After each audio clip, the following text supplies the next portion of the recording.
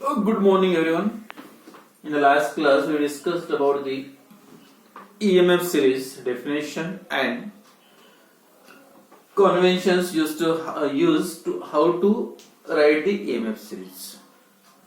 Definition: the elements in the form of their electrodes and electrode half reaction when they are arranged in decreasing order of their standard potential. जो भी elements है उनके electrode form में electrode half reaction उनके लिए जो E0 की value arrange करोगे तो कौन सा ऑर्डर यूज करना है? डिक्रीजिंग ऑर्डर के मतलब ऑर्डर फॉर्म में जब अरेंज करोगे जो सीरीज फॉर्म होते हैं that series is called as EMF series. In EMF series the species that present on left hand side जो रिएक्शन लिखोगे तो सभी रिएक्शन कौन से? Reduction reaction.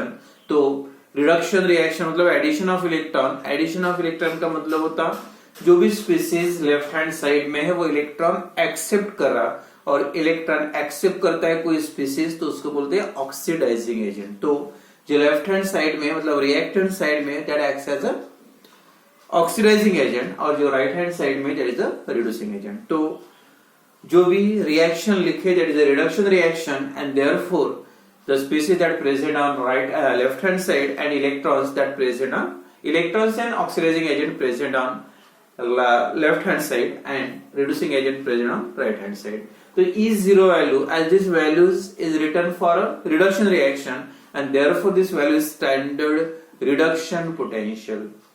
उसके बाद सेकंड जो रूल था the E0 value positive E0 value increases above the hydrogen atom। Hydrogen की above E0 positive value increase हो रही और below the hydrogen negative value increases and the positive या higher positive value indicates that जो भी reaction है that reaction has a tendency to occur in forward direction। मतलब अगर पॉजिटिव वैल्यू है तो फॉरवर्ड डायरेक्शन में रिएक्शन हो रहा, अगर E0 की वैल्यू निगेटिव मतलब that reaction has a tendency to take place in reverse direction। तो वही रिएक्शन अगर नेगेटिव वैल्यू है तो रिवर्स डायरेक्शन में ज्यादा टेंडेंसी होती है, और अगर पॉजिटिव वैल्यू है तो फॉरवर्ड डायरेक्शन में मतलब रिडक्शन रिएक्शन। तो ये जो रूल्स थे, और उसके बाद जो लास्ट पार्ट है लास्ट ईयर पूछा था question application of EMF series, इसमें से जो फर्स्ट एप्लीकेशन है relative strength of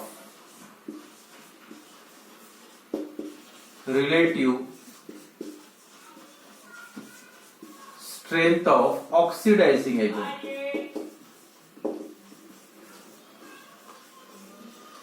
relative strength of oxidizing agent, तो जो भी ऑक्सीडाइजिंग एजेंट्स है उनको सिलेक्ट करना है या उनकी जो रिलेटिव कंपैरिजन करना है कौन सा स्ट्रांग है कौन सा वीक है। तो सबसे पहले जितने भी यहाँ पे जो रिएक्शन लिखे, जो रिएक्शन जैसे F2 plus 2 electron gives twice F negative, और यहाँ पे E0 की वैल्यू है EMF सीरीज में, और इलेक्ट्रोड का रिप्रेजेंटेशन जो है F negative single vertical line F2 है प्लेटिनम गैस है। तो इलेक्ट्रोड रिएक्शन है, इलेक्ट्रोड हाफ ये इलेक्ट्रोड है, इलेक्ट्रोड हाफ रिएक्शन, और यहाँ पे जो 2.86 वगैरह volt that is a value of E0।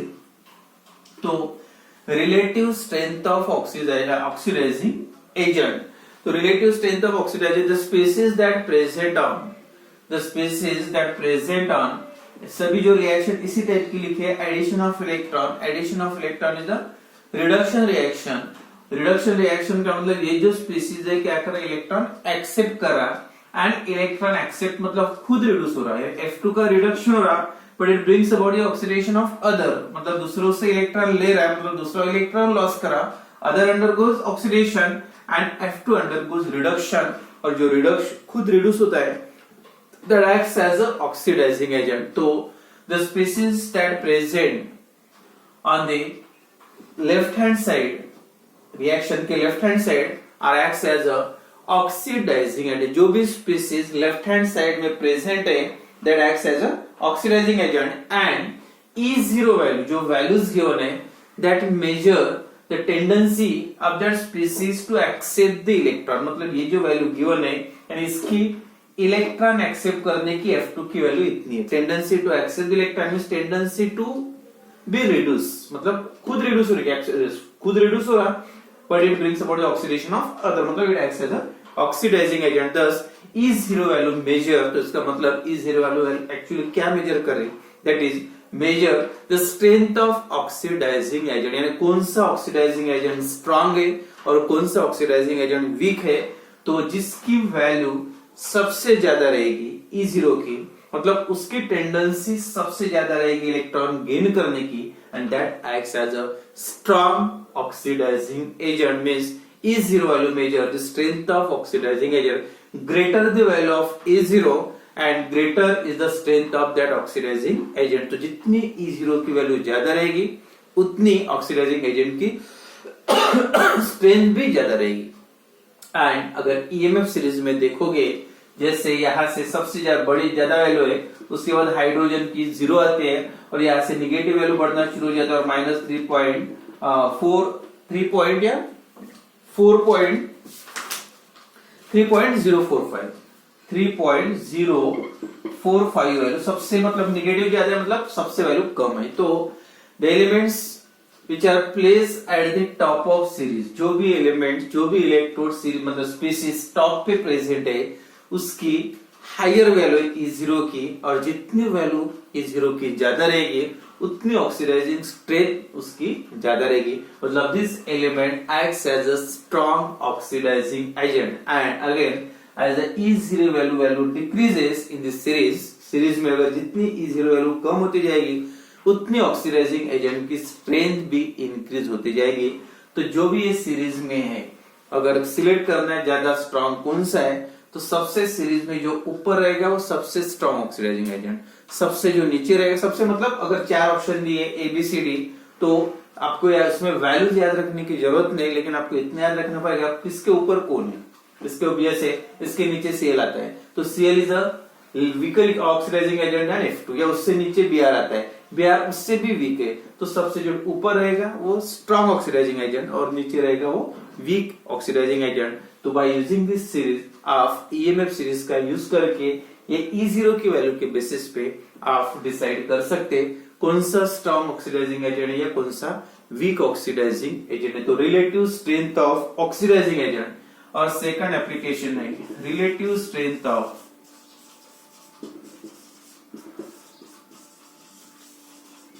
Of reducing agent. अब सेम, अब उसका पूरा अपोजिट अलग से पढ़ने की जरूरत नहीं। Relative strength of reducing agent, अब देखो लास्ट में जो रिएक्शन मैं लिखूंगा, लास्ट वाला रिएक्शन जो जिसका value lithium positive plus electron gives Li। अब ये रिएक्शन में देखो निगेटिव वैल्यू है।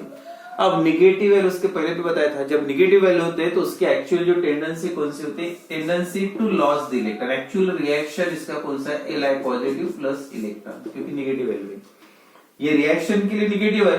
तो अगर यही रिएक्शन उल्टा करोगे तो ये हो जाएगी पॉजिटिव, मतलब इसकी लिथियम की इलेक्ट्रॉन लॉस करने की टेंडेंसी क्लोरीन से भी ज्यादा है। देखो उससे भी स्ट्रॉन्गर, लेकिन ऑक्सीडाइजिंग एजेंट नहीं, इट इज अ रिड्यूसिंग, जो इलेक्ट्रॉन डोनेट करता है that acts as a reducing agent. तो यहाँ पे आप बोल सकते जो EMF सीरीज के जो रिएक्शन है ये नहीं है, ये वाला रिएक्शन है। The species which are placed on their right hand side of this electrode reaction, जो भी स्पीसीज रिएक्शन के राइट हैंड साइड में प्रेजेंट है that acts as a reducing agent. And again E0 value measure the tendency of that element to loss the electron. अब यहाँ पे उल्टा है, जैसे गेन करने की टेंडेंसी जिसकी ज्यादा है, जिसकी वैल्यू ज्यादा है, लेकिन यहाँ पे उल्टा है, जितनी E0 की वैल्यू कम रहेगी, मतलब ज्यादा से ज्यादा निगेटिव रहेगी, उतनी उसकी इलेक्ट्रॉन लॉस करने की टेंडेंसी ज्यादा है। और जो इलेक्ट्रॉन लॉस करता है that acts as a reducing agent. तो जिसकी टेंडेंसी इलेक्ट्रॉन लॉस करने की होती है, मतलब आपको सबको पता है metal has a general tendency to loss the electron, और इलेक्ट्रॉन जो लॉस करता है that acts as a reducing agent. And therefore E0 value measure also the strength of relative strength of reducing agent. तो फिर से वही लिखना है, in the EMF series the metals which are yeah element species that place at the bottom of series, या बोल सकते जिस मेटल की जितनी ज्यादा या स्पीसीज की जितनी ज्यादा निगेटिव वैल्यू है E0 की, उतना वो स्ट्रॉन्ग रिड्यूसिंग एजेंट है। तो in the EMF series E0 value decreases या negative E0 value increases, actual value decreases but negative E0 value increases from hydrogen to lithium, and therefore the strength of reducing agent is also increases. Strength of reducing agent hydrogen के नीचे क्या हो रहा है, मतलब आप बोल सकते हैं down the series strength of reducing agent increases, up the series strength of oxidizing agent increase. यानी जितनी ज्यादा पॉजिटिव वैल्यू ज्यादा रहेगी उतना स्ट्रॉन्ग ऑक्सीडाइजिंग एजेंट, और जितनी ज्यादा नेगेटिव वैल्यू ज्यादा रहेगी उतना वो स्ट्रॉन्ग रिड्यूसिंग एजेंट. मतलब उसकी टेंडेंसी होती है, electron actual tendency is to loss the electron, and the substance that species lost the electron is they undergoes oxidation and that acts as a reducing agent, and the species that accept the electron undergoes reduction is reduced that acts as a strong oxidizing agent. तो ये दोनों point same है, एक याद रखो, same उसका उल्टा करके रिड्यूसिंग एजेंट के लिए लिख सकते, बस इतने याद रखो कि सबसे स्ट्रॉन्ग रिड्यूसिंग एजेंट कौन सा. अगर ये क्वेश्चन आता है तो जो सबसे नीचे रहेगा वो स्ट्रॉन्ग रिड्यूसिंग एजेंट, और सबसे स्ट्रॉन्ग ऑक्सीडाइजिंग एजेंट पूछा तो जब सबसे ऊपर रहेगा सीरीज में, टोटल सीरीज में से जिसकी वैल्यू सबसे ज्यादा है वो स्ट्रॉन्ग ऑक्सीडाइजिंग एजेंट, और जिसकी वैल्यू सबसे कम है वो स्ट्रॉन्ग रिड्यूसिंग एजेंट. तो by using this EMF series you can select the stronger oxidizing agent और स्ट्रॉन्गर रिड्यूसिंग एजेंट. तो ये दो एप्लीकेशन है. अगर क्वेश्चन डिस्क्रिप्टिव आता है यानी 2 पॉइंट पूछे और 2 मार्क के लिए तो पूरा लिखना पड़ेगा शॉर्ट में. अगर तीन एप्लीकेशन पूछे और 2 मार्क के लिए क्वेश्चन है तो बस एक line relative strength of oxidizing agent, relative strength of reducing agent, इतना भी एक्सप्लेनेशन दे सकते हैं. एंड देन लास्ट जो एप्लीकेशन है that is spontaneity of redox reaction. Spontaneity of number 3,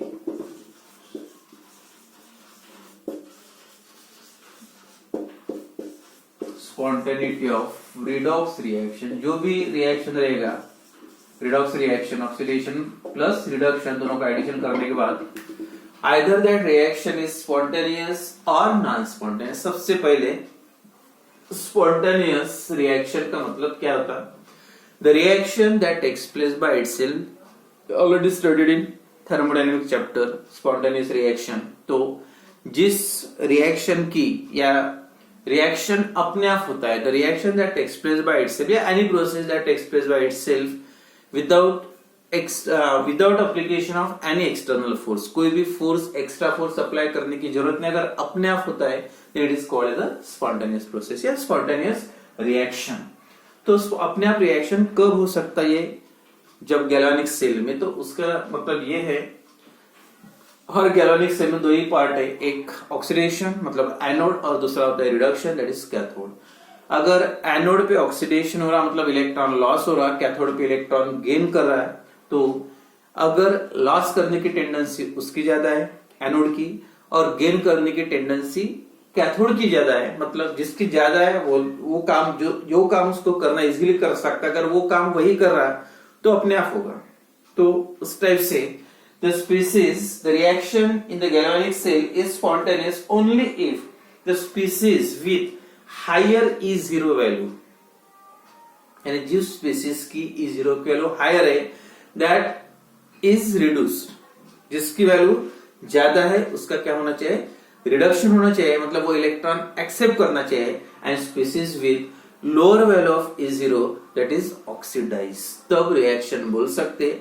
जिसकी वैल्यू कम है उसका ऑक्सीडेशन होना चाहिए, और जिसकी E0 की वैल्यू ज्यादा है उसका रिडक्शन होना चाहिए.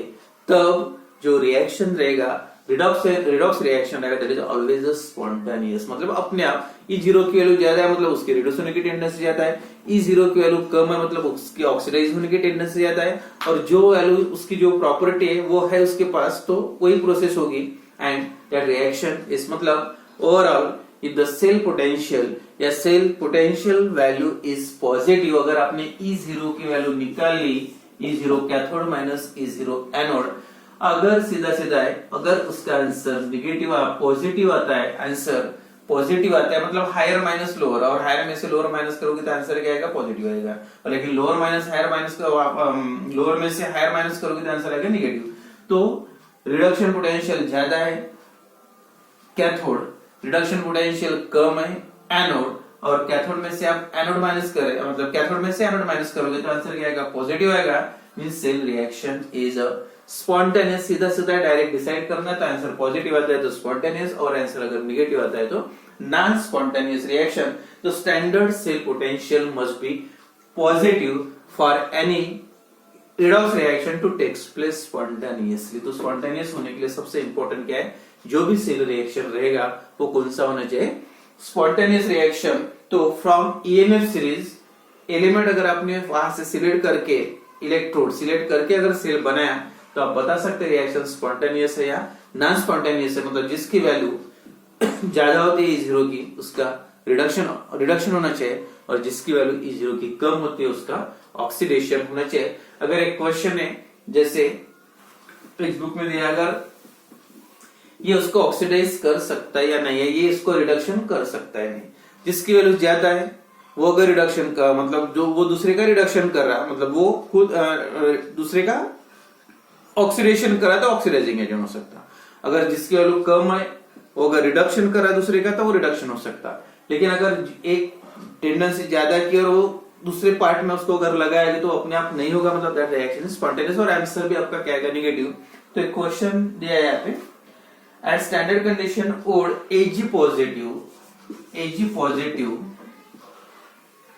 Ions oxidizes metallic magnesium, oxidizes metallic magnesium, यानी मैग्नीशियम को Ag पॉजिटिव ऑक्सीडाइज कर सकता है या नहीं।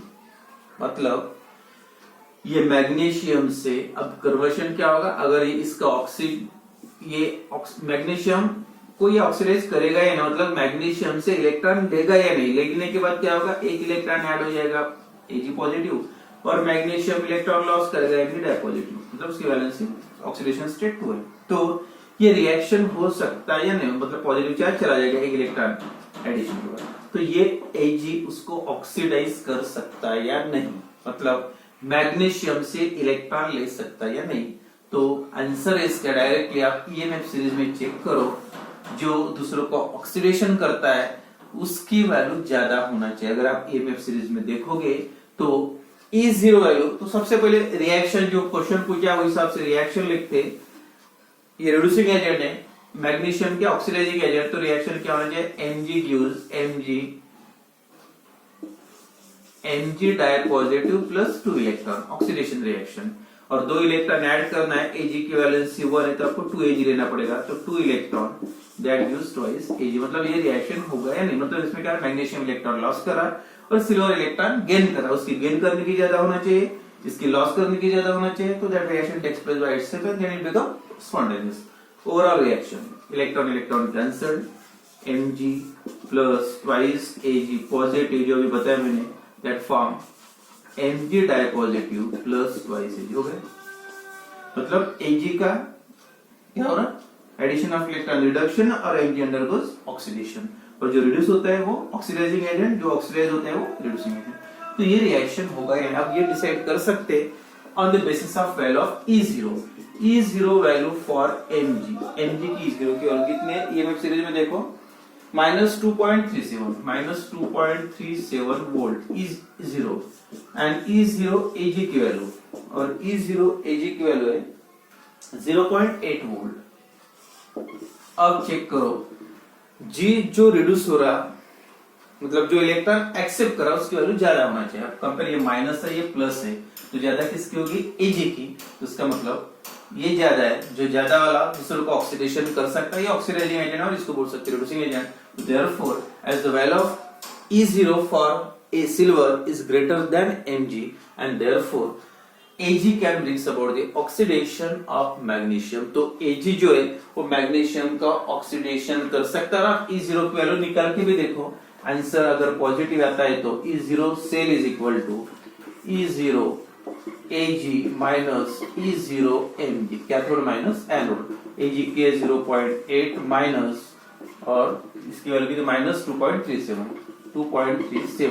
और दोनों की जो टोटल करोगे तो आंसर आता है 3.17 वोल्ट। इसका मतलब आंसर पॉजिटिव है, and therefore this reaction is cell reaction. इसका मतलब पॉजिटिव आता है आंसर तो स्पॉन्टेनियस, अगर आंसर नेगेटिव आता है तो नॉन स्पॉन्टेनियस। तो इस टाइप से आप रिएक्शन की स्पॉन्टेनिटी डिसाइड कर सकते by using this EMF series. And last point है that is general rules of EMF series, तो सिंपल 2 पॉइंट्स में एक्सप्लेन करना है।